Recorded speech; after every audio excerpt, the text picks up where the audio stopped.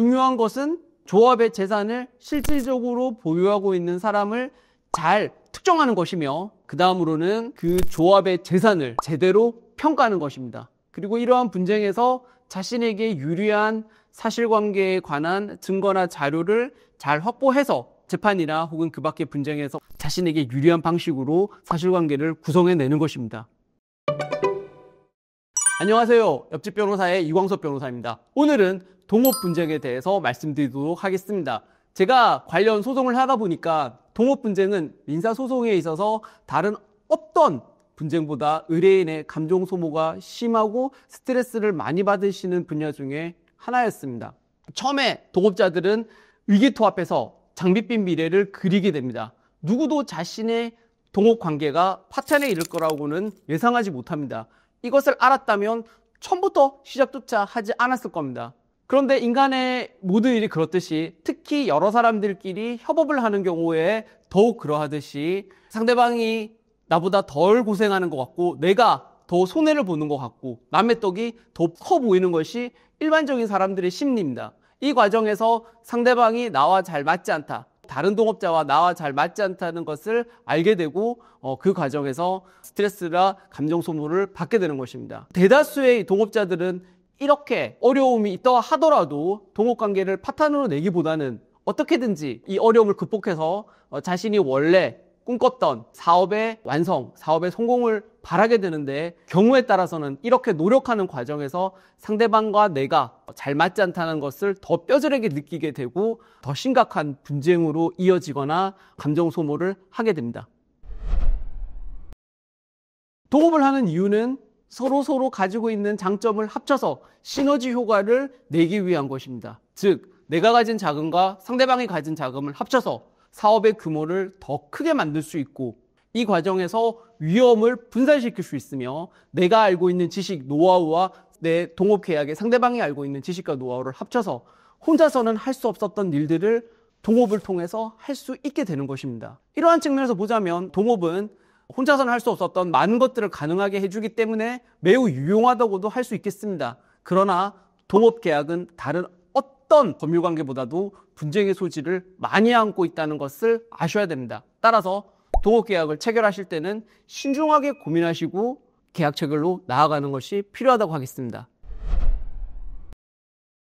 일단 여러분들께서 아셔야 되는 것은 동업관계는 민법상 조합의 법리를 적용받는다는 것입니다. 1차적으로 이 조합의 법리가 적용되기는 하는데, 이 민법 조합의 법리가 복잡하지 않고 상대적으로 간결해서 동업관계에 나타나는 다양한 분쟁을 이 조합의 법리만으로 해결하기 어려운 경우가 많이 발생합니다. 따라서 여러분들이 하고자 하는 사업의 특수성을 잘 반영한 동업계약서를 철저하게 준비하실 필요가 있습니다. 그런데 인터넷에서 많이 떠도는 그냥 소위 표준적인 동업계약서는 여러분들이 추구해야 될 사업의 그 특수성이라든가 혹은 예상되는 그 분쟁의 특수성을 잘 반영하지 못하는 경우가 많이 있습니다. 따라서 그러한 표준적인 동업계약서만 가지고, 예를 들면 지분의 비율만 정하고 표준적인 계약서만을 활용하여 계약서를 작성한다면 여러분들이 동업계약을 실제 진행함에 있어서 발생하는 분쟁을 해결하는 데 무기력한 경우가 많이 발생하게 됩니다. 따라서 동업계약을 나아갈지 말지는 신중히 판단하여 결정하시되, 나아가기로 결정하셨으면 여러분들이 하고자 하는 사업의 구체적인 내용, 그리고 각자가 맡아야 될 구체적인 역할, 그리고 그렇게 예상되는 업무가 어떠한 프로시저로 진행될 것인지에 대한 구체적인 진행 사항을 담고, 이를 통해서 장차 예상되는 분쟁이라든지 동업관계를 해소할 수 있는 절차까지도 상세하게 규정하는 동업계약서를 준비할 필요가 있다고 하겠습니다. 그러니까 막연하게 동업자들끼리 장밋빛 미래만을 그릴 것이 아니라 예측 가능한 상황, 그리고 구체적인 업무 진행 절차, 그리고 분쟁의 해결 방법까지 상세하게 규정된 일종의 청사진을 계약서로서 미리 마련해둘 필요가 있는 것입니다. 이제 동업관계에서 발생하는 분쟁에 대해서 직접적으로 말씀드리도록 하겠습니다. 이거는 제 나름의 기준인데, 동업관계에서 발생하는 분쟁은 크게 두 가지로 나눠볼 수 있을 것 같습니다. 첫째, 상대방의 동업자 일방에 귀책 사유가 있는 경우입니다. 귀책 사유라 함은 일반적으로 동업 계약을 이행하지 않은 채무 불이행이나 혹은 고의나 과실로서 범한 불법 행위가 있는 경우입니다. 이러한 경우에 손해배상 등의 권리 행사를 하거나 혹은 다른 방식으로 문제를 해결하는 것이 첫 번째 분쟁 유형입니다. 두 번째 분쟁 유형은 그 이유를 막론하고 동업관계를 종결시키고 혹은 내가 탈퇴를 하고 그렇게 헤어지는 과정에서 내 몫을 챙기는 유형의 분쟁입니다. 이런 것을 보통 우리가 정상금 소송이라고 많이들 표현을 하는데, 내가 이 동업관계에서 이탈을 할 때 내가 누구를 상대로 얼마만큼의 돈을, 출자금을 혹은 정상금을 반환받을 수 있는지에 관한 분쟁이 두 번째 유형입니다. 실무적으로는 이 첫 번째 유형과 두 번째 유형이 같이 가는 경우가 많은데 일단 이렇게 분리해서 말씀드리도록 하겠습니다. 먼저 동업자 일방에 귀책 사유가 있는 분쟁 유형부터 말씀드리도록 하겠습니다. 이 분쟁은 귀책 사유, 즉 동업자 중에 한 명 혹은 여러 명이 채무 불이행이나 불법 행위에 책임이 있는 경우입니다. 채무 불이행이라는 것은 우리가 동업 약정을 위반한 경우라고 생각하시면 될 것입니다. 가령 예를 들면 동업 약정에서 내가 이러이러한 출자 의무를 이행하겠다라고 했는데 이를 이행하지 않거나 이행의 지체가 발생을 했다든지, 혹은 내가 이러이러한 식으로 노무를 제공해서 동업관계를 유지시키겠다라고 계약서에 남기고 약정을 했음에도 불구하고 이를 이행하지 않는 경우가 채무불이행의 대표적인 사례가 될 것입니다. 제가 실제 수행한 사건만 보더라도 처음에는 이 장밋빛 미래를 그려서 동업자 중 일방이 약정한 자신의 노동력 제고, 노무 이행을 철저하게 이행을 하다가 어느 정도 시간이 지나니까 출근도 하지 않고 자신의 일을 게을리하면서 결과적으로 나중에 가서는 자신의 그런 채무 불이행은 망각하고 자신의 권리만을 행사해서 분쟁으로 비화된 경우도 있었습니다. 그 다음 귀책 사유는 불법행위라고 하겠습니다. 개념적으로 이 동업계약을 불이행한 채무 불이행과는 좀 구별이 되는데, 고의 혹은 과실로서 법률을 위반하여 상대방에게 손해를 끼친 행위가 불법행위입니다. 동업관계에서 의외로 불법행위가 많이 발생합니다. 가장 대표적인 예가 업무상 횡령입니다. 여러 가지 이유로 동업관계가 형성되었다고 하더라도 통장은 한 명이 관리를 하거나 혹은 임대차 계약을 한 명의 이름으로 하는 경우가 많습니다. 동업자 중에 한 명은 이를 악용해서 혹은 이게 불법행위가 된다는 것을 모르고 자기 이름으로 통장이 만들어졌다는 점을 악용해서 자신의 이익을 위해서 그 통장의 돈을 빼내간다든지, 혹은 임차보증금을 반환받아서 임의로 소비하는 경우가 나오게 되는데, 이런 경우는 당연히 횡령이 되는 것이고 불법행위가 되게 됩니다. 이러한 불법행위가 발생하게 되면 손해배상 청구가 가능함은 물론이거니와 경우에 따라서는 횡령 혹은 업무상 배임으로 형사고소가 필요할 수도 있습니다. 그리고 조금 전에 채무불이행 책임에 대해서도 말씀을 드렸는데, 동업계약을 이행하지 않아서 나머지 동업자들에게 손해를 끼쳤다면 동업계약의 해소 여부와는 무관하게 채무불이행 자체만을 이유로 손해배상 청구가 가능합니다. 이렇게 채무불이행이나 불법행위가 발생하게 되면 손해배상 청구를 하는 것 외에 동업계약을 해지하거나 혹은 신뢰관계 파탄을 이유로 동업관계의 해산을 청구할 수도 있게 되는 것입니다. 이렇게 동업관계의 분쟁은 굉장히 빈번하게 발생합니다. 상당히 많은 경우에 있어서 채무불이행이나 불법행위와 같은 귀책 사유를 동업자 중 일방이 행하고, 이러한 귀책 사유는 쉽게 분쟁으로 이어집니다. 중요한 점은 이러한 분쟁에 대비하기 위해서 아까 앞서 말씀드렸듯이 계약서를 잘 쓰는 것도 중요하지만 관련 자료를 철저하게 확보하는 것도 매우 중요합니다. 관련 자료라고 말씀을 드리면 1차적으로 계약서 그리고 계좌 거래 내용만을 떠올리기 쉬운데, 그 외에도 동업관계가 어떤 식으로 진행됐는지를 구체적으로 알 수 있는 많은 자료들이 확보가 된다면 분쟁을 유리하게 이끌어가는데 매우 큰 도움이 됩니다. 가령 노무를 제공하기로 했을 때 그 동업자들이 매일 몇 시에 출근하고 몇 시에 퇴근했는지를 면밀하게 기록한 출근 기록부가 있다면 동업자들 일방의 채무 불이행을 상대적으로 입증하기가 매우 용이할 것입니다. 그리고 현금의 출납, 그리고 상품의 출납 등과 같은 점들을 매우 면밀하게 기록한 장부가 있다면 마찬가지로 정상금 반환 소송이라든지 출자금 반환 소송에서 매우 유리한 자료로 활용할 수 있을 것입니다. 모든 민사소송이 그렇지만 특히 동업관계의 경우는 서로 어울려서 같이 사업을 하고 그 과정에서 분쟁이 발생하기 때문에 계약서라든지 이렇게 공식적으로 드러나는 자료 외에 카톡 내용이라든지 아까 말씀드렸던 장부랑 일지 같은 것이 소송의 승패를 좌우하는 경우가 상당히 많이 있습니다. 따라서 관련 자료를 확보하고 수집하고 보관하는 것은 매우 중요하다고 하겠습니다. 자, 이제 여러분들이 가장 관심이 많은 동업관계를 해소하는 방법에 대해서 말씀드리겠습니다. 상대방과 분쟁이 발생하고 상대방 동업자와 서로 잘 맞지 않게 되면 상당한 스트레스를 발생시키게 되고 빨리 신속히 그리고 깔끔하게 동업관계를 종결시키는 것이 매우 중요해집니다.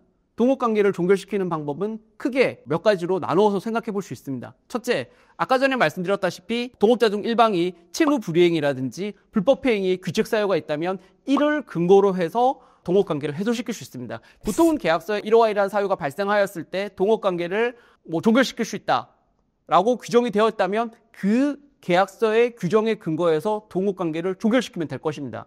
만일 발생한 사유가 그 계약서의 요건과 맞지 않은 경우에는 채무 불이행의 경우 계약의 해지를 청구할 수가 있고 불법행위의 경우에는 사실상 신뢰관계가 파탄난 부득이한 사유로 포섭을 해서 조합의 해산을 청구할 수도 있을 것입니다. 그 다음으로 임의탈퇴와 제명이 있습니다. 임의탈퇴라는 것은 상대방의 규칙 사유 여부와 무관하게 어떤 동업자 1인이 내가 이 동업관계에서 이탈하고 싶을 때 나머지 동업자들에 대한 의사표시로서 내가 동업관계에서 이탈하는 것을 말하는 것입니다. 계약서에 존속기간이 명백하게 규정되어 있지 않다면 특별히 상대방에게 불리한 시기만 아니라면 의사를 밝힘으로써 임의탈퇴를 할 수 있게 됩니다.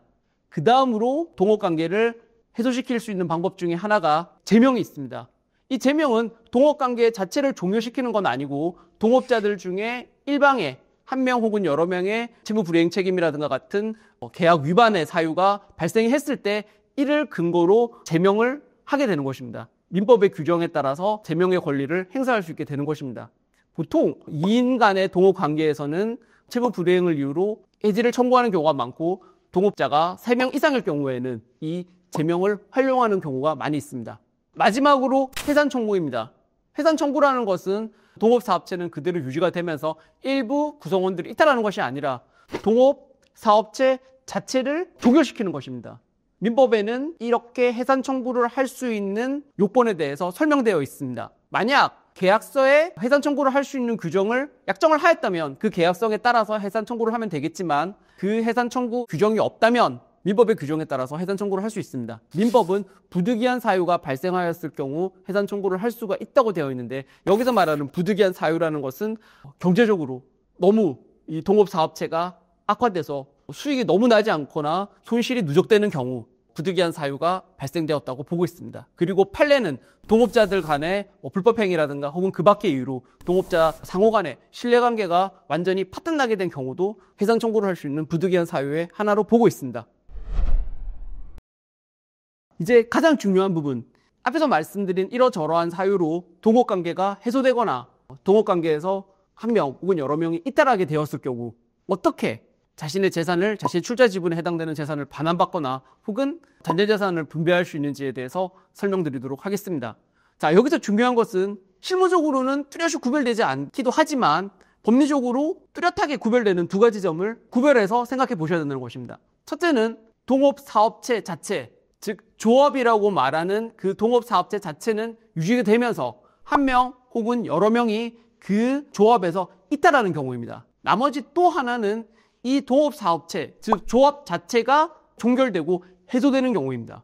실무적으로는 이 두 가지가 명확하게 구별되지 않는 경우도 있지만 이론적으로는 뚜렷이 구별된다는 것을 이해하셔야 될 것 같습니다. 자, 먼저 첫 번째, 한 명 혹은 여러 명이 조합에서 탈퇴하는 경우입니다. 이 경우에는 탈퇴하는 사람만이 자신의 지분에 해당되는 금전의 형태로서 반환받게 되고 동업사업체 자체는 그대로 존속하는 경우입니다. 예를 들면 임의탈퇴를 통해서 조합원 중에 한 명이 이탈했다고 가정해 보겠습니다. 그러면 그 임의탈퇴의 법률 효과가 발생하는 그 시점에 조합의 재산을 정확하게 평가한 다음에 그 다음에 그 탈퇴한 사람의 지분을 그 순자산에 적용한 만큼을 계산을 해서 그 금액만큼을 돌려받게 되는 것입니다. 가령 홍길동이 임의 탈퇴를 했는데 그 홍길동의 출자 지분이 30%이고 홍길동이 임의 탈퇴를 하는 시점에 조합의 정확한 순자산이 100원이라면 홍길동은 30원만큼의 출자 지분 반환을 청구할 수 있는 권리가 생기는 것입니다. 이렇게 이론적으로 말하면 상당히 깔끔하고 쉬울 것 같은데 실제 분쟁에서는 탈퇴 효과가 정확하게 발생한 시점이라든지 그리고 조합의 순자산을 계산하는 방식과 그 금액에 대해서 다툼이 있는 경우가 많이 있습니다. 경우에 따라서는 감정을 해야 될 필요가 있는 경우도 있습니다. 이제는 동업 관계, 즉 조합이 유지되고 일부만 한 명 혹은 여러 명이 탈퇴하는 경우가 아니라 해산 청구 등을 통해서 동업 사업체 혹은 조합 자체가 종결되는 경우를 가정해 보겠습니다. 이 경우에도 이론적으로는 분명합니다. 조합이 해산되는 경우 혹은 조합이 종결되는 경우 원칙적으로 청산 절차를 거쳐야 됩니다. 청산 절차라는 것은 동업사업체가 주권 죽고 받을 건 받아서 잔여 사무를 완료하는 것입니다. 이렇게 청산 절차를 거치고 나서 남은 조합의 재산을 조합원들끼리 지분의 비율에 따라서 나눠 가지는 것이 이론적으로 규정된 방법입니다. 문제는 조합원들끼리의 신뢰관계가 파탄이 나서 해산 청구를 하는 경우에 이러한 청산 작업이 쉽지 않은 경우가 많다는 것입니다. 다행히 판례는 실질적인 분쟁 해결이 가능한 방식으로 판시를 해주고 있습니다. 반드시 그런 건 아닙니다. 이 사례에 따라 다릅니다, 여러분. 조합원이 2명인 경우, 1명이 탈퇴를 한 경우도 사실상 조합 관계가 종료되었다고 보는 경우도 있고 채무불이행 해지 통보를 한 경우에 있어서 이를 해산 청구로 봐주는 경우도 있습니다. 다만 이것은 사례마다 다르니까 함부로 일반화해서는 안 됩니다. 또 아까 말씀드렸듯이 조합 관계가 동업 관계가 파탄이 있는 경우 실질적으로 청산 사무를 하거나 청산이 종결될 때까지 기다릴 수 없는 경우가 많은데 판례도 이 부분에 대해서 실질적인 분쟁 해결이 가능하도록 판시를 하고 있습니다. 가령 잔여 사무가 없어서 굳이 청산 절차를 거칠 필요가 없는 경우에는 실질적으로 조합의 재산을 보유하고 있는 사람을 상대로 잔여재산 분배 청구권을 할 수 있다는 판례가 있습니다. 또한 청산 절차를 거치지 않았다 하더라도 공정한 재산 분배에 문제가 없는 경우에는 청산 절차를 거치기 이전에도 잔여재산 분배 청구권을 인정하고 있습니다. 결국 중요한 것은 조합의 재산을 실질적으로 보유하고 있는 사람을 잘 특정하는 것이며 그 다음으로는 그 조합의 재산을 제대로 평가하는 것입니다. 그리고 이러한 분쟁에서 자신에게 유리한 사실관계에 관한 증거나 자료를 잘 확보해서 재판이나 혹은 그 밖의 분쟁에서 자신에게 유리한 방식으로 사실관계를 구성해내는 것입니다.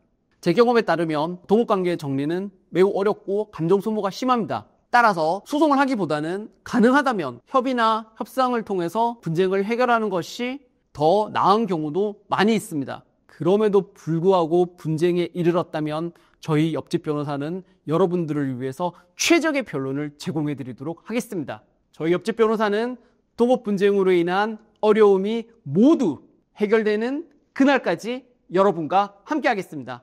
오늘 영상 유익하셨다면 구독, 좋아요, 알림 부탁드리겠습니다. 감사합니다.